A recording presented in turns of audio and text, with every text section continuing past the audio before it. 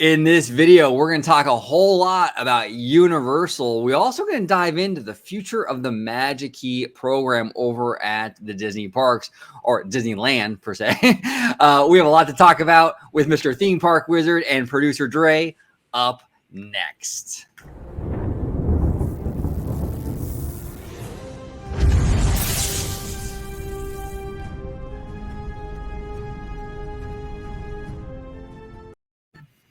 Welcome aboard, everybody. I hope you got the DeLoreans fired up. We're going to talk all about Universal today. We have a stack show with Mr. Theme Park Wizard and Mr. Freshly Squeezed. So before we dive into our topics today, Dre, host of Freshly Squeezed. If you could please let everybody home know where they can find you on social media, sir. Hey, the best place to talk to me is going to be at VashSky on Twitter. It's right down there, just like it's spelled. And the best place to see me is going to be on the channel you're watching right now at OrangeGrove55 at Freshly Squeezed, your source for juicy news and info squeezed fresh right from the Grove. And speaking of DeLoreans, I love to fire up a DeLorean. There you go. Yeah. I like it. I like a little Universal talk every once in a while. And when you told me, OG, that Ethan was going to be on and wanted to talk, well, I couldn't pass it up. So he zoomed back home to Arizona just for it. That's it. I had to actually go back in time because there was a 6-hour delay. So I am glad to be here. That is for sure. Perfect. It's great to have you back, brother. It's great to have you back. And we have Ethan, Mr. Theme Park Wizard, joining us today. Ethan, if you can let everybody at home know where they can find you on social media, sir. You can find me at Theme Park Wizard on Instagram, Theme_Wizard on Twitter, Theme Park Wizard on YouTube, and you can buy some cool stuff on ThemeStoreWizard.com. Hey, Scott! Buy this man's merch. It's free. Just kidding. It's not. All right, gentlemen, let's talk a little Universal. Let's talk some Universal. So Universal Studios Hollywood is prepping to open Super Nintendo Land, which is interesting to me that Hollywood is actually getting this land first. Usually Orlando Universal gets everything first. But Hollywood's actually getting Super Nintendo World first, which is kind of cool. Ethan, if you can kind of set the table a little bit, because I don't follow Universal nearly as much as I follow Disney. Where are we at in regards to like the current status of Super Nintendo World over in Hollywood in terms of like how far along are they? When are you expecting it to open? All that jazz. Oh boy. So we're almost done. So much done that we're at least 75% done with the exterior. And the Mario Kart ride is done. It's done. It's ready for your enjoyment. You can hop on if you want right now. And then they're working on the interiors right now. Land completion in August when there's going to be a special tour, construction media tour. And then a soft open in mid-November. Don't tell Universal I said that, but it's happening. So stick around in mid-November after Horror Nights, between that little quiet period between the Horror Nights and the holidays, pop over to Universal, stand around Jurassic World, and boom, get right in and make your little virtual, or however they do it, virtual queue reservation, or just pop in, and then you'll get to enjoy Super Nintendo World, at least Mario Kart, and mid-November, mark my words. Don't believe their lies. And everybody at home, Ethan has a great channel, and Ethan does a really good job at like following the progress of the Universal Hollywood every Wednesday and Saturday. There it is. He does a great job with this. I don't know anyone else who follows it as closely as Ethan. So if he's saying what you're saying, November is when the land will open, Ethan? Mid-November.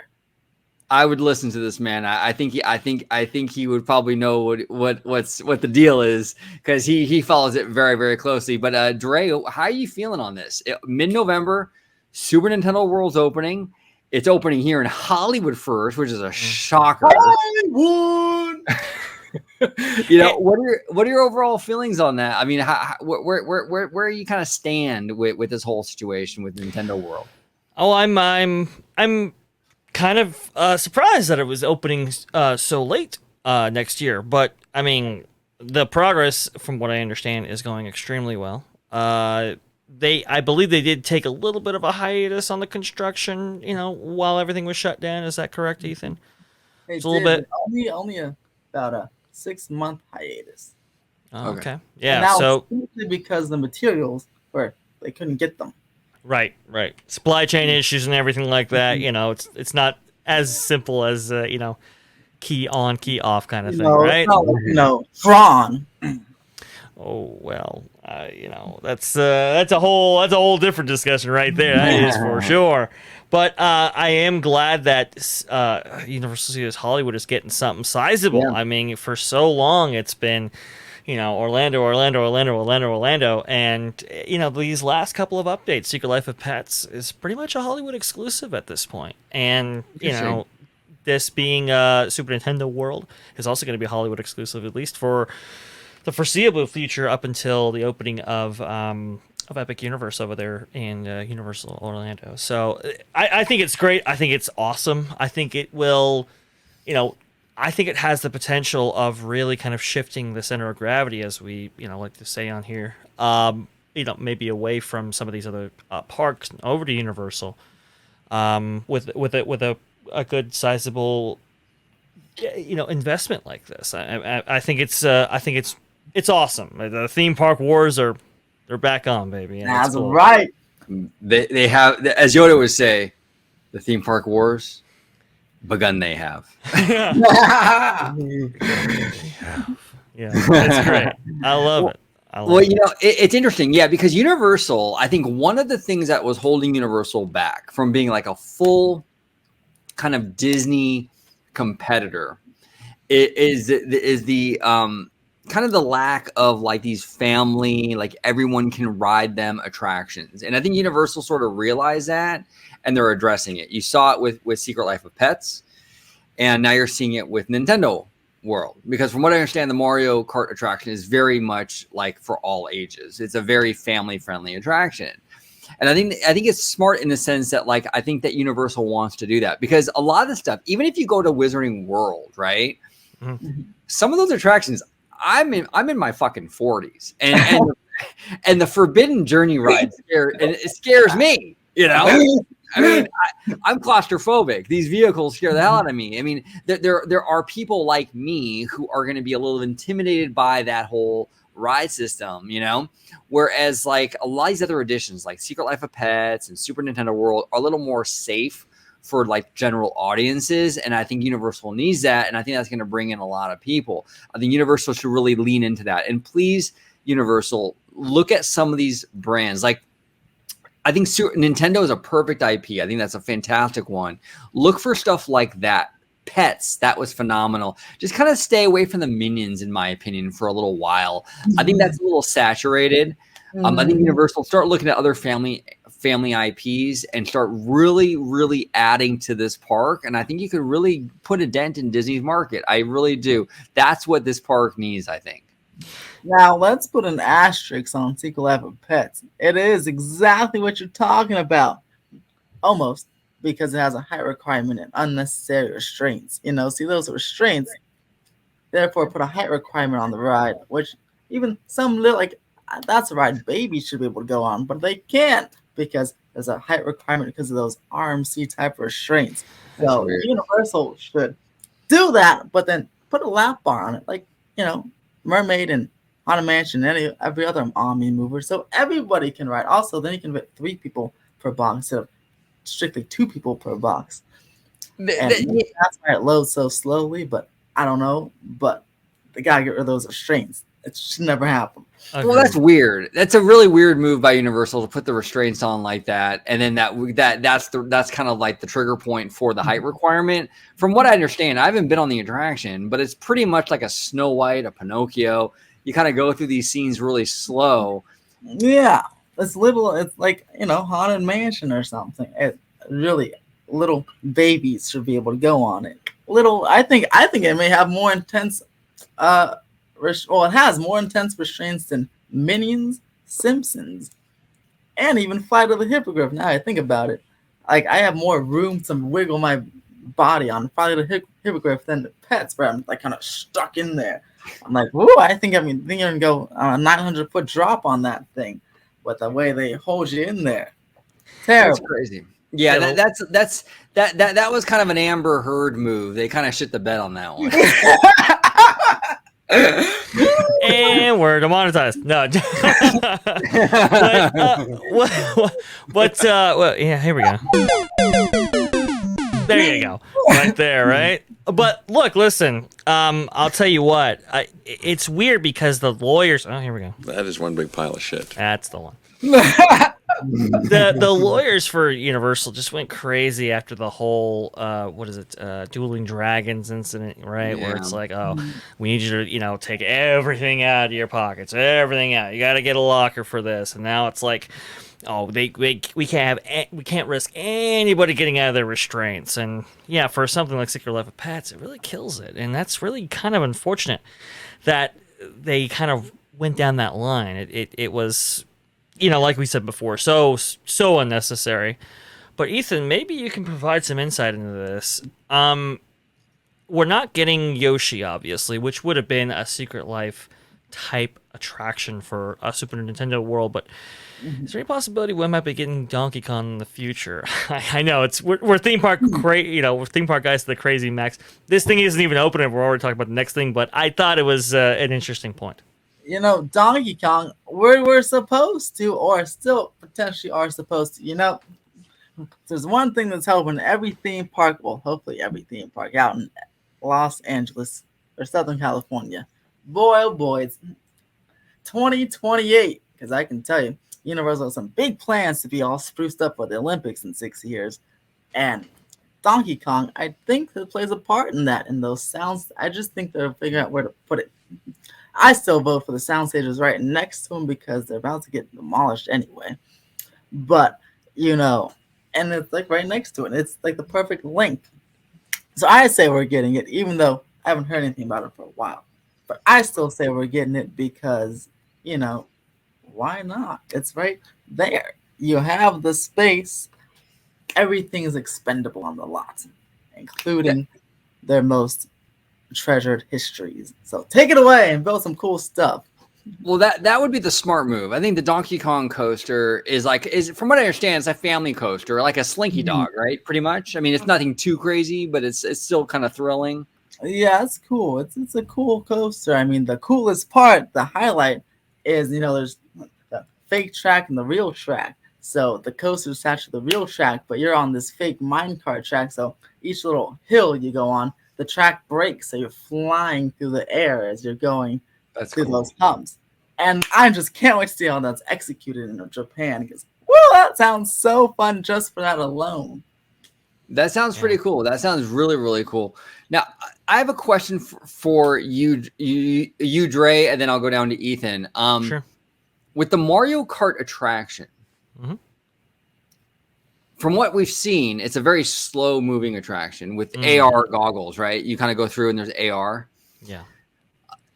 Do you think it was a smart move to create a slow-moving Mario Kart with the AR, or do you think they should have maybe had more of a height requirement or whatever they needed to do to make it more of a faster attraction, maybe like a la like Radiator Springs Racers? And I know Nintendo is, their branding is more for just like families, everybody.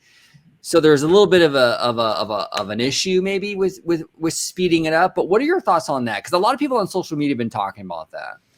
Yeah, I mean, I think it was, I think it was disappointing to have, the Mario Kart attraction take the form it eventually did. I think everybody was kind of looking for a more kind of almost go-kart type experience where it was like had some speed, but it also had some freedom of movement and so forth and interaction with other players in a more tangible way, more physical way. It's kind of a slow-moving dark ride with AR slapped on. It's not quite, what was hyped. But I think Theme Park Wizard, I think you have some insight into what they were attempting or at least going to attempt to do, and it didn't kind of pan out. Could you give us some insight on that? Yeah, I think they wanted to start off with with I wouldn't say hover cars, but like a type of hover car that was probably a little faster, and then it would zoomy kind of race along each other and like kind of hit each other, not hit each other, but throw stuff at each other, Mhm. and that just sounded really cool. But I think they couldn't get the technology correct, so they couldn't do it. Interesting. Yeah. Yeah, interesting. I like for me, yeah, I would have went one or the other. Like I would have went like if the family friendly thing was an issue, then I would have went with a different theme because Nintendo has a catalog. I mean, they got so many games that are huge. Now Mario Kart is a juggernaut for sure. But if you're kind of like if you're stuck on we need slow because everyone needs to get on it, then don't go with the Mario Kart theme. Right. You know what I'm saying? That's kind of where I'm at with it. Like then just do a Mario Dark Ride, right? One or the other. But if you're gonna do Mario Kart, then lean into the racing. Now I'm not saying the thing how they got to go 85 miles an hour, but I think it should have gone a little faster than what we're seeing. That is kind of the unfortunate part because people are kind of overlooking the good elements that it has because those expectations you place on them, right? Because of the Mario Kart theme. And like you said, OG, I mean, it's like if you can't deliver on that kind of an experience, maybe it is better to kind of go another route with it because, I mean, it's not to say that this iteration is bad. It's just not maybe great for the the Mario Kart theme, and maybe it would have been more applicable to do something else. The other thing that you have to take into account is for all these parks that are getting Mario Kart. With speed comes a lot of track. Becomes a much bigger kind of experience. That's why Radiator Springs Racers takes up the amount it does, is because it needs speed to run. And even then, it only gets up to 45. It doesn't get up to the 60 of test track over there in Epcot. So it's one of those kind of things that they you play around with, and I'm excited to ride it, but I don't think they got the mix of elements quite right. So we'll see. I'm very interested in what they do here. I'm still going to ride it, of course, obviously, just to kind of give it a whirl, but I don't think it quite matched up with expectations. And that, like you said, OG, goes to the Mario Kart thing.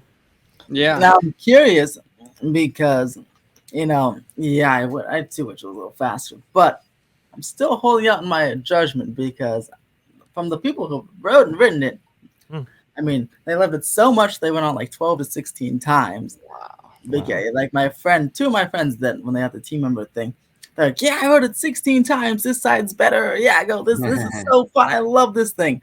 So I feel like, and from what I've seen in Japan, people seem to also really love it. So I feel like it could be one of those things where you expect something, but then you ride it and you're like, wow, this is still amazing somehow. And I feel like and at least for the general public, from like people on the radio, I listen to Big Boys Neighborhood 92.3. Shout out.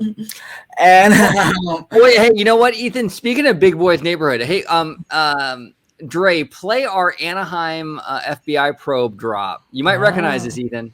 I think I do. Here we go. Right here. There you go. Big boy phone taps. Woo, yeah, buddy. But yeah, it was God, one of the girls on there. It was one of the girls, not Ani, the other one. But she was like you can see her gushing. She was just so excited just because it was Mario. She didn't even know what the rider was. She was just so excited to step into the Nintendo world. I feel like a lot of people are like that because now when I go on the escalators, the Starway to film, every time I see a little kids to tall adults, oh my God, look, that's where the Mario Land's going. They don't call it that's where the Mario Land's going. And like, wow, look at that. And everyone's so excited. So I feel like whether it's fast or slow, people are just going to love this thing and just being in that world.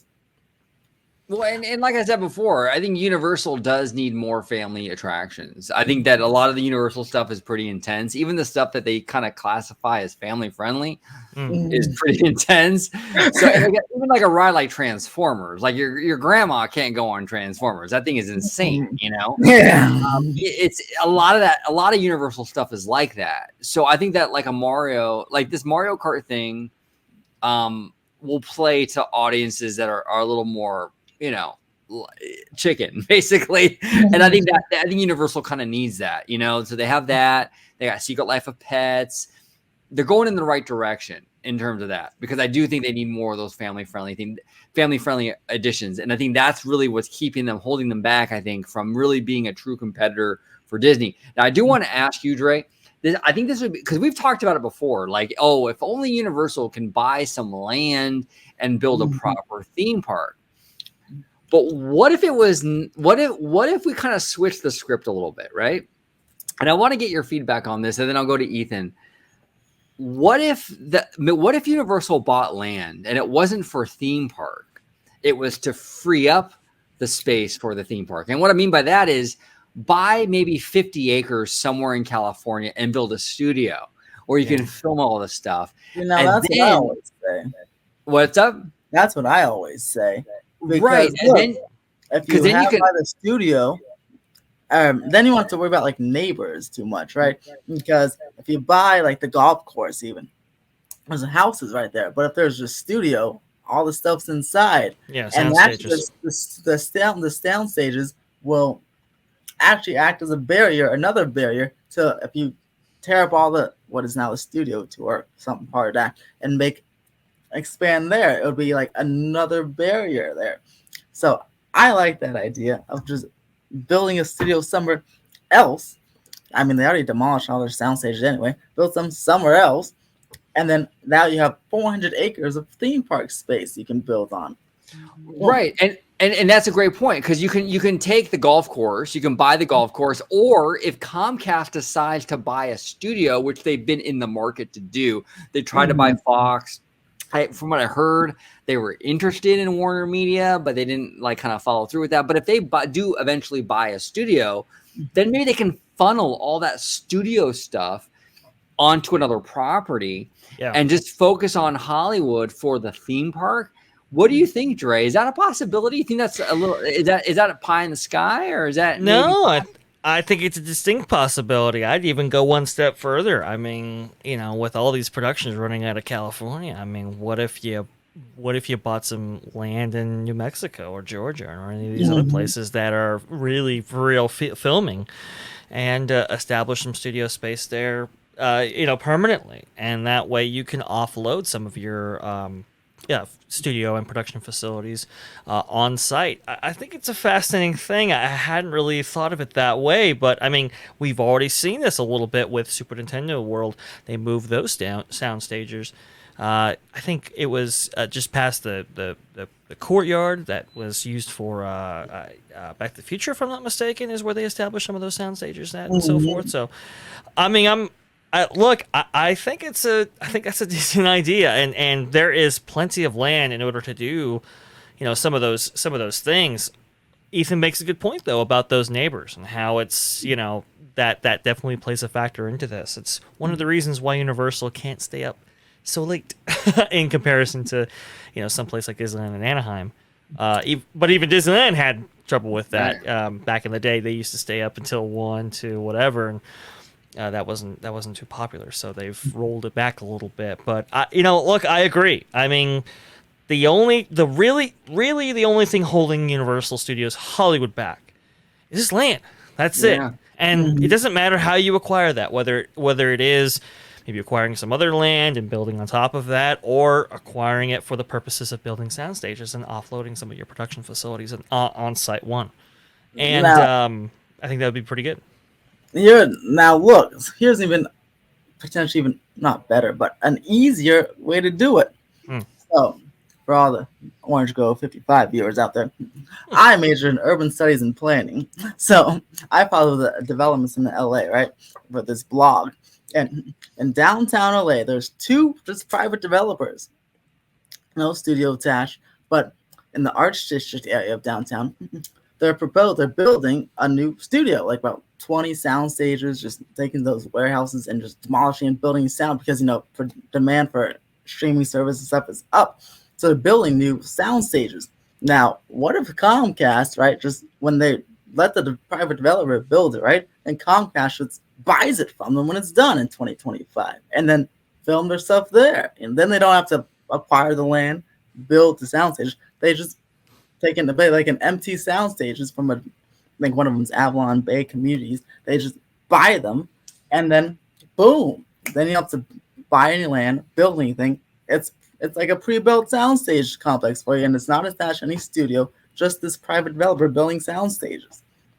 That's interesting. That's interesting. That's definitely that's definitely an option, and I think Universal should explore those options.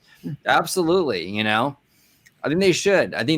Look, Disneyland is kind of doing that. I mean, they don't have sound stages but they have backstage areas. Mm-hmm. So what are they doing? They're taking for Galaxy's Edge, they took backstage and they moved it. For Runaway Railway, they took that backstage. But I thought Disneyland had no space. Right? Yeah, I know, right? Right. I know. It's impossible. You can't build back there, right? I know. We heard it all for years. for years. But hey, look, they ship in for example, for the horse-drawn streetcars on Main Street, they ship in horses from their off-site ranch and stuff like that. I mean, they made major concessions in order to do that, but hey, they got it working, and they got it. They have a pretty, relatively smooth operation down there, and it'll only get smoother with Mickey and Minnie's Runaway Railway and some of the additional facilities we're getting with that. So, I think it's, I think in the California market especially, I think you have to kind of think like this. I think you kind of have to think a couple steps ahead here and do some unorthodox stuff in order to maximize the real estate that you have, because honestly, there's not much of it. And Universal Studios Hollywood, I mean, could you imagine the park that we would have had we wouldn't had they didn't have to if they didn't have to replace Back to the Future to get Simpsons, or replace E.T. to get Mummy and stuff like that. I mean, the only thing holding it back really is land, and I understand it's a precious commodity in Southern California, but it's the only thing holding them back from being a really major player in that market. Totally, 100%. Because if it wasn't for the land, they would have a full day park, no doubt, and they could even have resort hotels. Yeah, and really compete with Disney. Although they're approved for 2 of those, so they can still have that part. I'm sorry, what was that? The resort hotels are approved for 2 500-room hotels, and they just have to build them, but they're already zoned for them. One by the Globe. Oh, really? Yeah, one by the Globe, and they even have concept art for them and everything, but. One by the Globe, right on that front parking lot, 500-room hotel, and then another one in that Curious George lot, but the surface lot where the Horror Nights tents are. Those are in the NBC Evolution plan. There's 2 500-room hotels approved. They just didn't build them yet, but they can whenever they want. Oh, that's interesting. Are there rumors of that happening anytime soon, Ethan? Or are there murmurs of that? Or not yet? Not since the 2014 approval, but I feel like they would want to get them open in time again for those Olympics happening. Yeah. So I feel like they'd want to start construction by 2025 or something on at least one of them. Yeah, you're gonna want inventory for that. Keep an eye out. Maybe when they finish the sound stages and the little employee thing and the city walk stuff, keep an eye out. If any parking changes happen, then hotels can. But I know that stupid Hilton is obviously fighting it because they don't want another hotel there. But so once they defeat Hilton and then close the front gate parking, a themed hotel is coming your way. But imagine they put it's 2 spots, right? So a premium hotel and a value hotel. Woo! That'd be great. Well, and that was kind of recent. Like you said, they got that rezoning for hotel space in 2014. Yeah, so the 2014 NBC Evolution plan paved the way for Wizarding World of Harry Potter, Super Nintendo World, and the whole the new sound stages, all that. It was basically like their Disneyland forward. Right, there's a package deal for zoning. Yeah, so that's what they got them to move the sound stages, get Wizarding World of Harry Potter at the expansion of theme park space, 2 hotels, new studio space, commercial space, and even some apartments and condos in a very far section of the park. Well, if they as recently as 2014 fought LA County to get that rezoning, then I think they're definitely interested. I mean, it's a matter of time at this point. Yeah. And that's really where the real money is made. Let's be honest here. When you're making 500 and up a night, I mean that's where it's at right there. So I would. There's definitely some incentive to get that up there. And It's interesting how they haven't though. Like, wow, good perks coming your way. Do you think one of the things holding it back might be overall capacity for the actual theme park itself? I don't know. Okay, but so before the pandemic, when I used to work there at Forbidden Journey, I can tell you, wow, there was so many, specifically Asian tourist groups, and I feel like they come like groups of 50 with their VIP things. I'm like, wow. I was like, $300 there, $300 there. It's like that's a lot of money. I feel like they'd love to stay in a hotel instead of come in those buses or come in the bus and stay in a hotel. So I feel like maybe when the international tourism gets better, because I mean a lot of like I've never heard so many different languages in a theme park ever at when I worked there, which really spoke to those those vacation destination in LA tourist people visiting. And I feel like when that really bounces back, then they'd go forward for it, or when they think it's going to happen.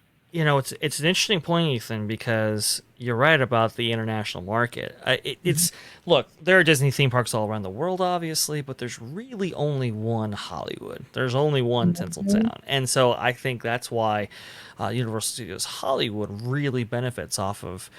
I think that's why they have such an international market in order to pull from, because they really do benefit from being within proximity of the real Hollywood. And that's kind of the really great things and the amazing charm about Universal Studios Hollywood to begin with, because it's an actual lot. It's an actual place where they film movies. This isn't some theme park made to look like a studio. This is an actual working studio. And I mean, I'm surprised they haven't capitalized on that in terms of hotel accommodations, because I mean I'd be confident that it's out there. Yeah. Hopefully soon. I mean, I feel again like I'm gonna try to find the concept art. Well, I mean, here I'll send you guys in the group chat the plan, and if you scroll down, you'll see it. But it's right by the globe, and it's a cool little. You should see the entrance, but it's like they drew it up. It was ready to go, or like a concept of it was. So still thinking about it, and I feel like it's still in the planning stages somehow. It's there. I feel like definitely by the Olympics, I feel like it's coming. At least one of them. Yeah, if they fought for that rezoning as recently as 2014, it's happening. They're just waiting. They're just waiting for whatever it is they're waiting for. Maybe it's the Olympics, but eventually they'll get that done. Eventually, it's like Disneyland. The whole Toy Story lot, when Michael Eisner bought it years ago, like in the late 90s, it was zoned for theme park space. Eventually, I think that will become a theme park, and yes. Same with Universal. If they're zoning this stuff for hotel space, it's gonna happen. Yeah, and maybe not tomorrow, maybe not next year, but eventually that will definitely happen, I think. And even if the people watching this are primarily Disney fans, this definitely concerns Disney fans in that, when you get competition on this level, I mean, we've heard it out in Florida, and we might actually see that at D23 Expo, but when you have competition on this scale, you have to respond. Eventually, these parks are extremely competitive, and so this does have implications not just for Universal Studios Hollywood, obviously, but for maybe a theme park that you like as well. It's a fascinating time to be a theme park fan. That is for sure. But in terms of actual, go ahead. I don't know if you can share the screen. Oh, how do I do it? Because I have the map on my screen, but I can't share it, right? Well, you if you look at the bottom of StreamYard, should say share. Yeah, I think not share. Is it because because I remember I tried this. Remember George? Not George. Dre tried this last time, but you said but that's because Orange Grove wasn't in here, so maybe. Yes. So yeah. OG, there you go. Okay. Perfect. So here, as you see, here are the permitted hotel locations. Well, this one's by the Globe, and this one's in that by the Curious George. Oh, they actually may take over the Curious. This is a big one. May even take over the Curious George lot. So right here, and look how big these can be. Some, especially this one could be a sizable hotel location right here. Wow. Yeah, that's a resort Hmm. destination type thing. Yeah, like, That's a significant facility. and then you know, both of them very close proximity to the. This one's at the front gate, and this one you just pop over through city walk. So very convenient in that regard. And then I guess they're I guess this part too. But they're there, they're permitted, and they're just ready to go. I'm trying to find the little concept art thing, but of course these EIRs are huge. But Yeah, the environmental impact report. It's know all about those. yeah, man. And those urban studies class I've taken, man, I had to do a whole class. I had to make my own and present mine. It was tough, but it was Ooh, cool. wowzers. Well, oh my gosh, it's down here. But anyway, people, Disney people, actually speaking of that, Paradise, what you call it, Pixar Pier Hotel, whatever it's called. If Universal builds a fancy new hotel, maybe we'll finally get them to just demo that thing and really outshine the competition. God damn it! I know. Yeah, and they've I already would started, love that. That's for sure. and they've already started on that. There's already Oh scaffolding yeah, up I on saw that one. I did see it. I did see it. It's kind of funny because I was we were just there recently, looking over the Paradise Bay, I believe, or Pixar. Is it Pixar Bay? Whatever it is now. The old Paradise Pier Lagoon, right? You've got this great kind of with the lights and everything. It looks amazing, and then you just see this dull hotel kind of overlooking all of it. It's like, oh, now it's gonna be like a pristine white. It's even gonna make it more apparent. We'll see how this all goes. Hopefully, Universal can come to the rescue and and really get the money train going in terms of the Disneyland Resort. But I wanted to ask you something else about that Universal money train that might be hitting Hollywood sometime soon. Hmm. Last time we talked about potential plans for a new coaster outside of Donkey Kong, maybe on the upper lot that might actually take some of the other elements up there maybe into account, maybe the actual escalators themselves. Can you provide any clarity for us on that? Oh yes, the good old Fast and Furious drifting coaster. Oh Mm. boy, look at that! It's gonna be fast. It's gonna be furious. And it's gonna be drifterious. Oh, love that word. DK. Donkey Kong. I was thinking Drift King, but there you go. So it's gonna potentially take out the animal actors and the special effects stadium shows. Stage shows. Yep. And start right over there. It's gonna be it would be something like an Intamin Pantheon type coaster where you kind of get on a transfer track, get a backwards launch to a forward launch, and a backwards launch again up a C-shaped spike. It's very important that it was a C-shaped spike for some reason. So C-shaped spike, because usually they're Pantheons is a vertical spike, but this one is gonna arch like a C apparently, and then so it goes up a C-shaped spike, then zips down over the Starway escalator, and then just takes a nosedive down the hill and around Simpsons.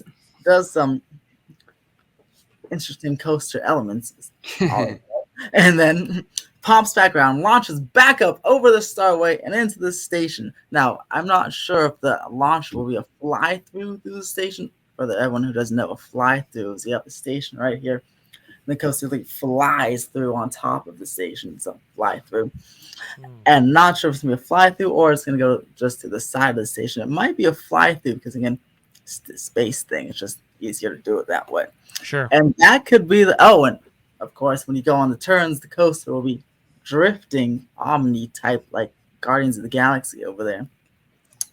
And then you'll be drifting away. And the cars we themed to, of course, Don Toretto's and family set of cars over there.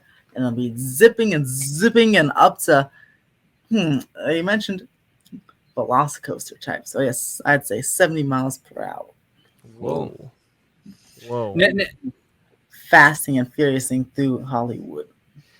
And that will be potentially taking over where Mummy is, right? No, actually, the special effects and the animal actor stages. Oh, Yeah. okay. The idea is that interesting. they use the terrain to their advantage to create this kind of height, and it kind of what is it? It careens out over the kind of overlook. It goes over the starway, so you get that beautiful view of the valley, and you just take a nosedive drop over the hill over there and goes under the Simpsons show building, around the mountain. Wow. And then It sounds insane. That sounds pretty intense. It sounds like a signature attraction that there'll be lines all the way to Disneyland for. Eat your heart out, Velocicoaster. Man, oh man. Now, yeah, and you were saying that By the way, from what I last saw, seems like the thing is fast-tracked for maybe a 2024 or 2025, early 2025 opening. So be on the lookout soon. Now, keep in mind, during the pandemic, special effects stage was taken off the website. The signage is still there when you go there, only the big sign, but the doors are boarded up, and the right now it was a silent disco for the Grad Bash area and just an eating area. No shows, no rumored shows, although Universal was hiring for a new show somewhere. The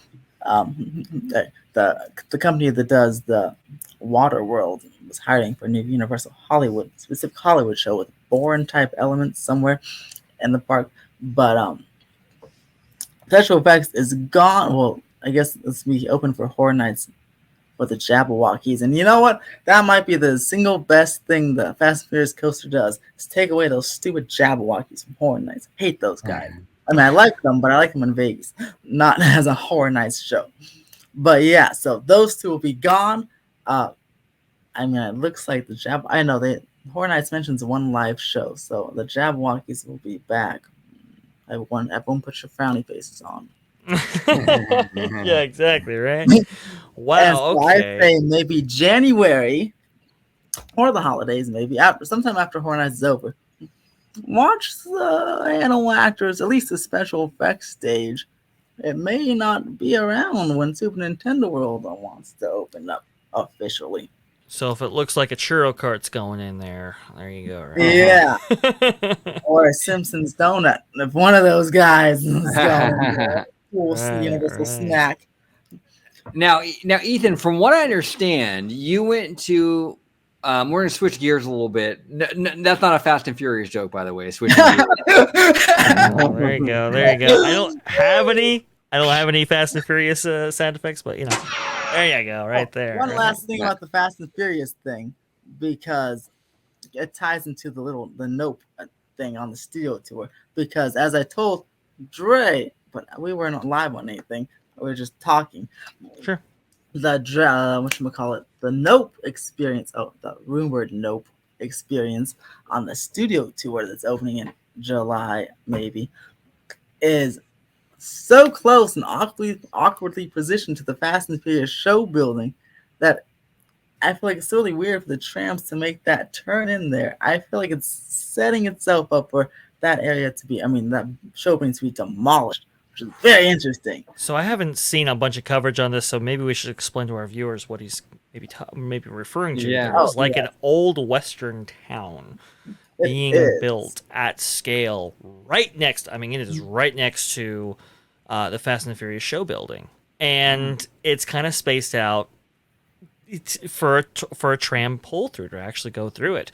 We haven't heard anything about it. This doesn't seem necessarily studio related because the amount of detail going into it is it's a little higher than what you might expect. A lot of electrical and a lot of built out buildings. Right, no facades. Every building. Right, no facades. Is a built-out building, and the permit itself said to be used during studio tour and special events, aka Horror Nights.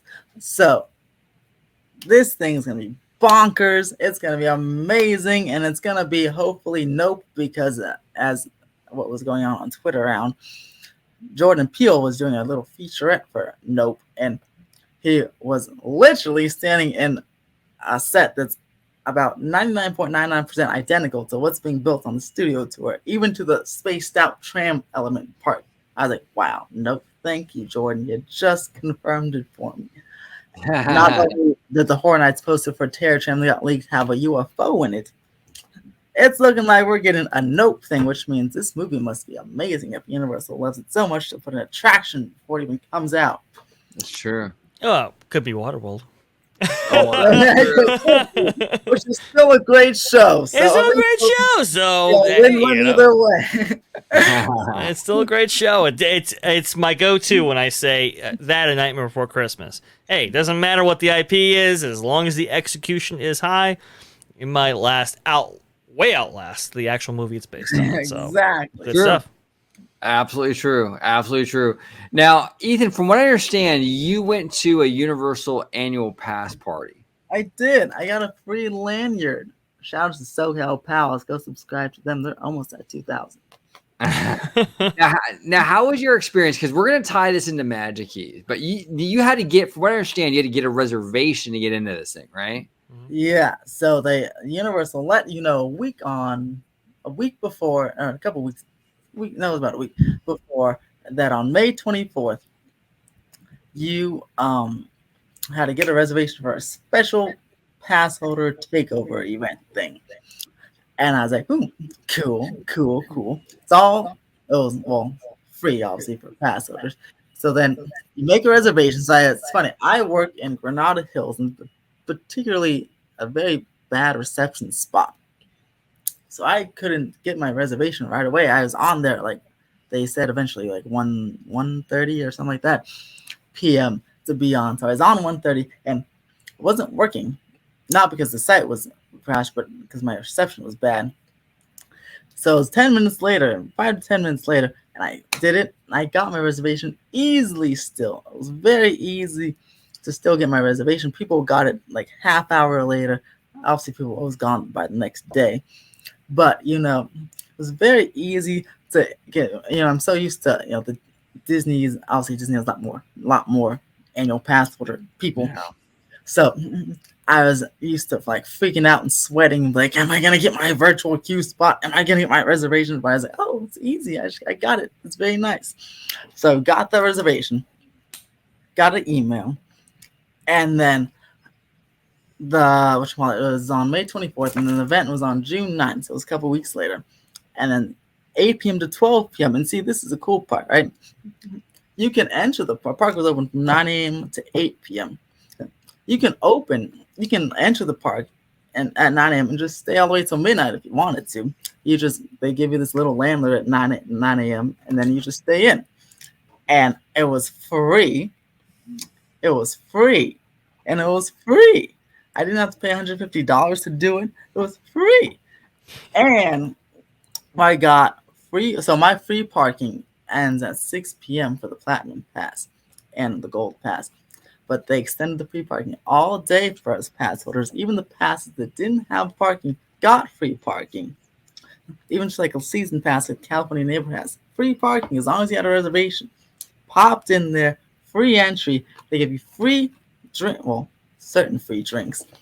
And the discount applies to everyone. There's a 15% discount at the whole park for annual pass holders, which is the highest Platinum Pass level. Again, the Silver Passes don't get the 50% discount, but they got it for that night because it was just Platinum perks.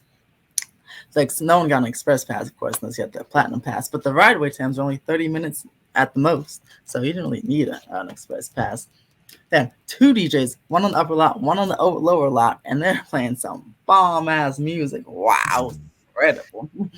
And they had multiple bars for you to drink your night away. All rides were open, no shows, but Hogsmeade was open. And it was just really cool. And according to this little lanyard, you got an exclusive beverage, a chocolate Coca-Cola float at Mel's Diner for pass holders. Then you got a nighttime tram tour, which is always nice. Nighttime tram tours are cool. Special photo opportunities. And of course, they had this reminded me of Knott's Berry Farm because in the Coca-Cola Party Lounge at Knott's Summer Nights, they have those backyard games you can play at the little, the beanbag thing. They had those. They had Connect Four and a little beanbag toss, and all free, of course. And then you just played the games with your families, and it was so cool. I was like, it was a great time. I had such a blast. I wish they do it every single week, a month. Yeah, see, this is the thing. This is the benefit, I think, for Universal, and even like Knott's and these other parks. They can actually do events like this, and they can actually be enjoyable because they don't have a million plus pass holders. Yeah. You do the same event, free parking, discounts, free to get in for Magic key holders. Being lines all the way to Universal. It would be the biggest shit show to end all shit shows. I mean, wait a minute. You guys get your free magnets. What are you talking about? Like what? You still get benefits. Yeah. What are you talking about? Yeah. I mean, sometimes some people don't even get the free magnets until like 3 months later. Yeah, it would be so because the demand is so high and there's so many pass holders at Disney. They couldn't do it. It would be. I mean, Ethan, you were talking 30 minutes later. There were reservations open. That wouldn't ever happen with a Magic key event like that. There's no way. I mean, yes, but I don't know. I guess for me, I just think like, they're doing stuff for grad night from, I think it was 9 p.m., even earlier than that if you wanted to go to the park earlier, to 2 a.m., right? At least at DCA.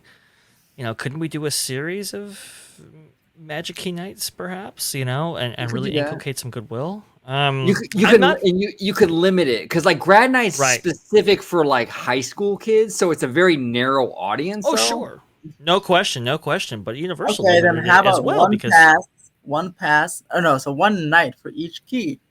Monday, Enchant Key. Tuesday, Dream Key. Wednesday, and then you make your reservation bucket just on those guys, so it's a little bit easier, and the website maybe won't crash every time.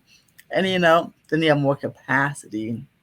I feel like they have spread it out, like you said, over a week. But each night is a certain pass. It would be a lot more. It's pretty enjoyable, not super crowded. And most people will still that way. Most people also more overall people will still get to go because each pass will be on a different day. Yeah.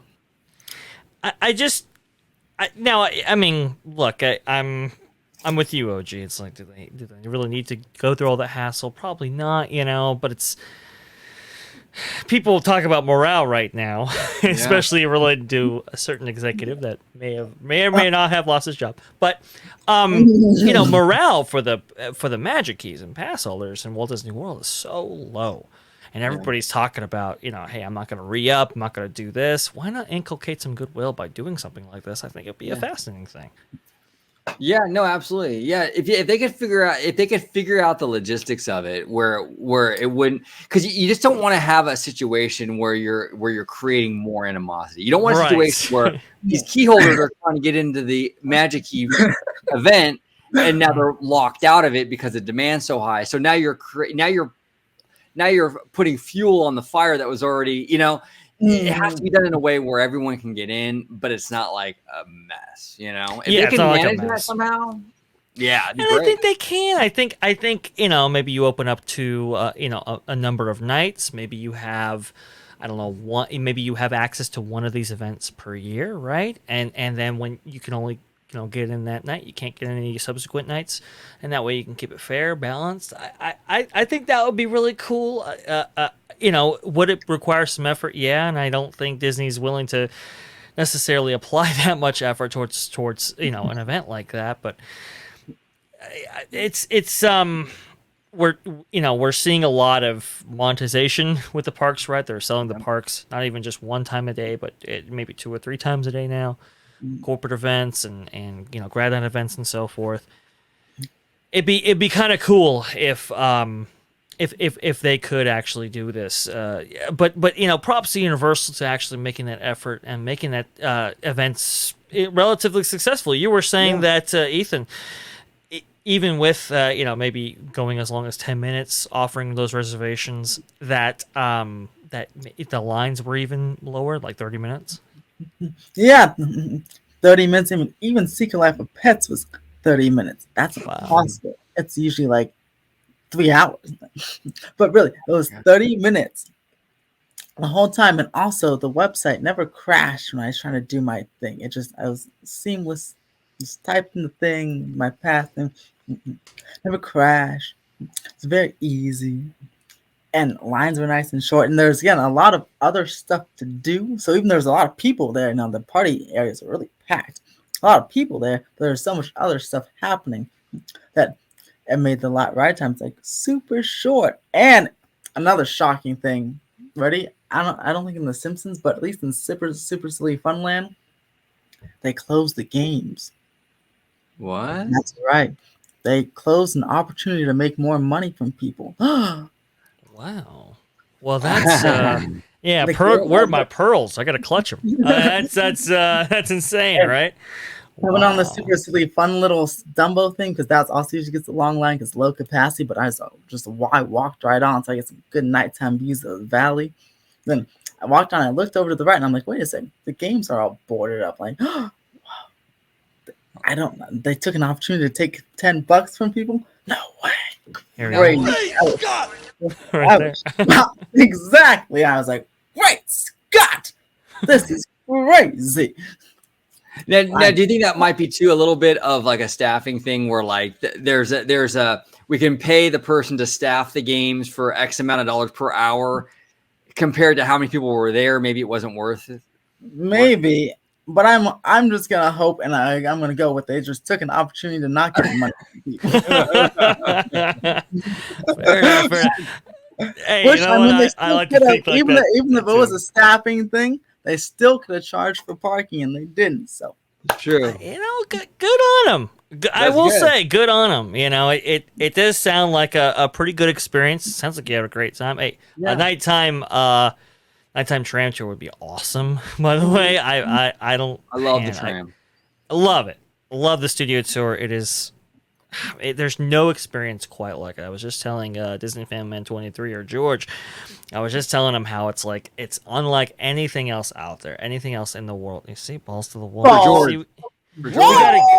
We gotta give him a shout out here. It's unlike anything else on the planet, you know, and it's the fact that it's attached to this, you know, relatively small park, and you're actually going through sound stations and set pieces and so forth that have been actually used in filming. I think it's great. I think it's quite wonderful. So the fact that they gave you a night ride on that, hey, you know, give Universal credit. You know, I mean, it looks like they're hungry, and it looks like they actually want to provide a good guest experience for their, you know, most loyal fans. Yeah. And Universal's in the sweet spot. They really are because they're big enough where they're making money hand over fist. It's Universal, you know? Right. But they're not Disney where they're having to turn people away, right? Yeah. They're very much in that Goldilocks area, right? Yes. And even like with like fan criticism and things like that, they're in that they're still the underdog, but they're still big. So it's like they dodge a lot of like the kind of like the criticisms that Disney gets. But yeah, they're still big enough. Kind of, they're making their money, so they really are in a really primo spot. I mean, they really are. Really good spot. I think in Hollywood in particular, I think they like where they are. Yeah, I think they're scrappy. I think they're, you know, they're duking it out, but they can still pull off those kind of great things. But, you know, even though they're not number one, you know, I like I said, OG, I think they're really in a nice spot. Now, I think they're gunning for number one in Florida. Yeah. But I think in California, they know where they're at, and they work it well. No, they do. You're right. Sorry, but don't forget, not last year, 2020, they were going to have an event. I don't know if you guys remember. It's called Peacock Live. Now watch your mouth, young man. Watch your mouth. Family show. Not without the family man. It's not. But Peacock Live was gonna be basically like a mini D23 Expo, right? Right. But the difference is, it was gonna be in the park.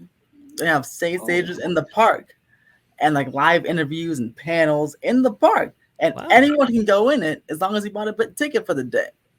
You would be able to go on all the rides and stuff, but then they have all these stages set up on the lower lot, and of course, stupid COVID is gonna happen in like April 2020. Of course, it couldn't, but so they couldn't do it. But I'm hoping next year they do it, because it sounded like a really cool event. It was like again D23, but with theme park admission. Oh, here it is. Cool. Let's see. Here it is, right here.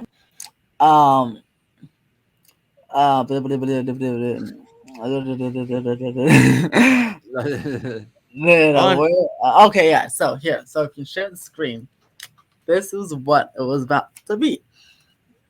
I don't know where it is. Okay. Oh, I can share the screen. Oh, wait. I keep forgetting this. Okay. So right here. Boom. It was going to be, it was March 28th. God dang it. It's so close. We're just 2 weeks off. Man. But yeah, it's going to be on the back lot. And all you need is park admission. And it give you fan insider access to the latest and greatest films, sports, and theme park experiences from NBC Universal. Peacock Live ticket holders receive general admission entry, including after-hours park and after-dark access of the weekend, and the rare opportunity to tour the theme park after it closes to the public. That sounds so cool. And they have these panels like from NBC, Universal Pictures, from the Peacock, the streaming service, then the Parks and Resorts panel, and they're gonna say a whole bunch of cool stuff. Like what's happening in the park. So it was basically D23 inside the theme park with after hours access. It was going to be great. That is a cool way of doing that. Again, I mean, OG makes a fair point. At the scale of Disneyland and, how that whole, theme park works and how many people walk through those gates, I don't think there's any way you could do it at Disney, but because they're in that Goldilocks zone, they're at Universal. They're in that Goldilocks zone, I'm telling you, in so many ways. I mean, in so many ways. Universal really does enjoy. They're very much in the public consciousness, but they're just under that radar where they're not getting hammered every day like Disney. Yeah. It's like flying under the radar. Like Top Gun Maverick. I was going to say Top Gun Maverick. Very nice. Well, Ethan, I want to thank you, man, for coming on and talking some Universal with us, dude. Oh, I want to thank you for inviting me on and talking about Universal with us, dude. It was a pleasure. And everybody at home, check out Theme Park Wizard. I will, of course, link his channel down below, but he does phenomenal work with all the updates, regular updates, like every day or every other day in regard to Super Nintendo World and everything going on in Hollywood, Universal Hollywood. But he also dips into Disney, though. He dips into Disney quite a bit. He updates us on Toontown and all that good stuff. So check him out. He's a friend of the channel. And support him, watch his stuff, and subscribe to him. Absolutely. And then, Ethan, if you could kind of let everybody at home, kind of remind everybody where they can find you on all your social media before we... You can find me on theme_park_wizard on Instagram. At theme_wizard on Twitter. Theme Park Wizard on YouTube and Facebook if you want. And check out my store for some cool Theme Park Wizard stuff on themestorewizard.com. Spend no expense. That's right. Spare no expense and spare all your expense on my store. You know what? Real quick, before we go, before I go to you, Dre, I'll be right back. It'll be just a second. Talk amongst yourselves. I got a little something for Ethan. Give me 1 second. I'll be right back. No problem at all. I like tips.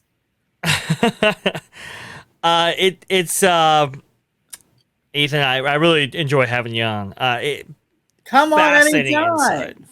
Fascinating insight. Oh, I think I will. I think I will. But fascinating insight as always about all things Universal. I mean, Yes. really, it's hard to update. It's hard to rain updating on these things for me than it is Disney. Everybody's talking about it. Everybody's keeping track of it. But Ethan, you're a great source, and I really do appreciate you coming on. OG, you had something to say?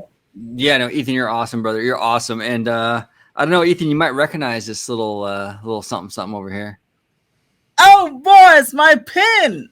That old logo. That's what we call a theme park wizard classic.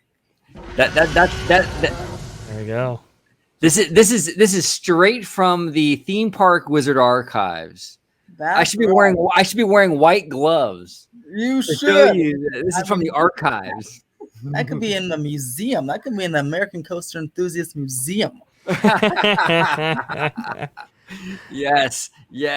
Now, Dre, if you could let everybody, producer Dre, host of Freshly Squeezed, if you could let everybody home know where they can find you on social media, sir.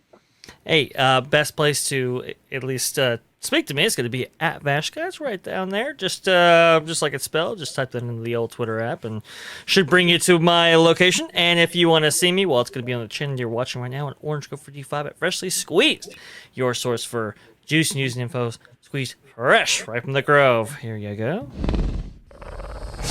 There you go.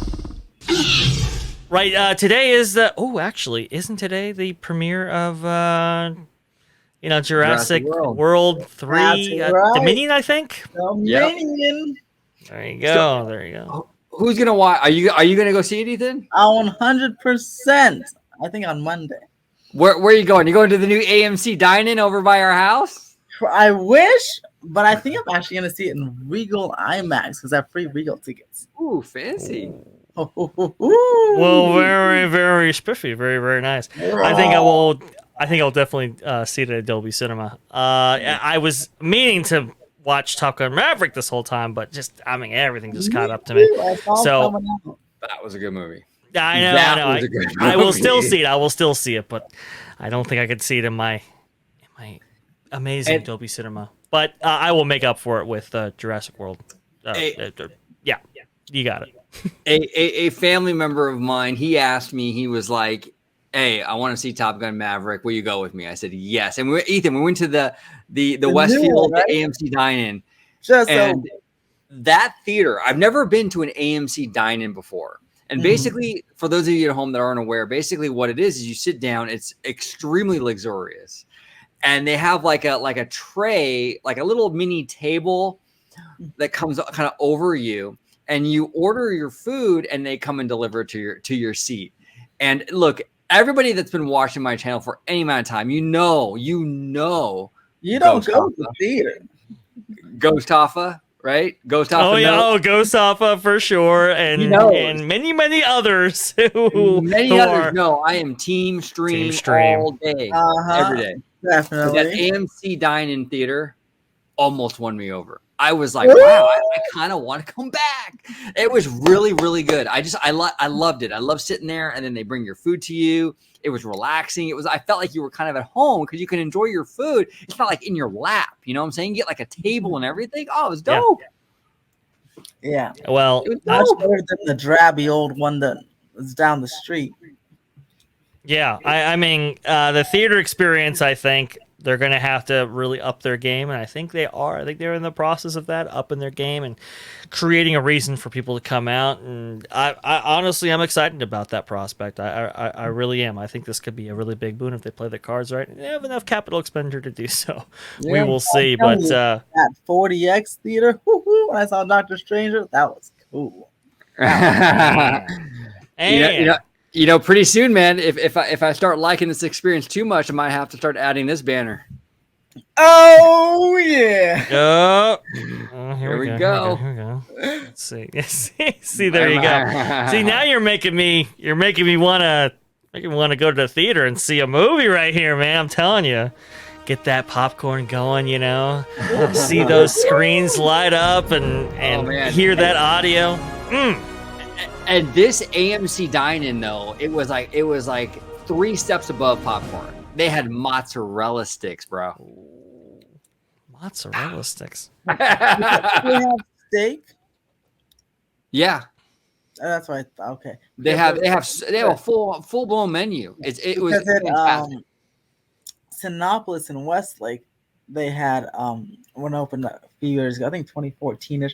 They had, that was my first dine-in theater. They gave me a full-blown ribeye steak. I'm like, oh, this is nice. Damn, like Fred Flintstone.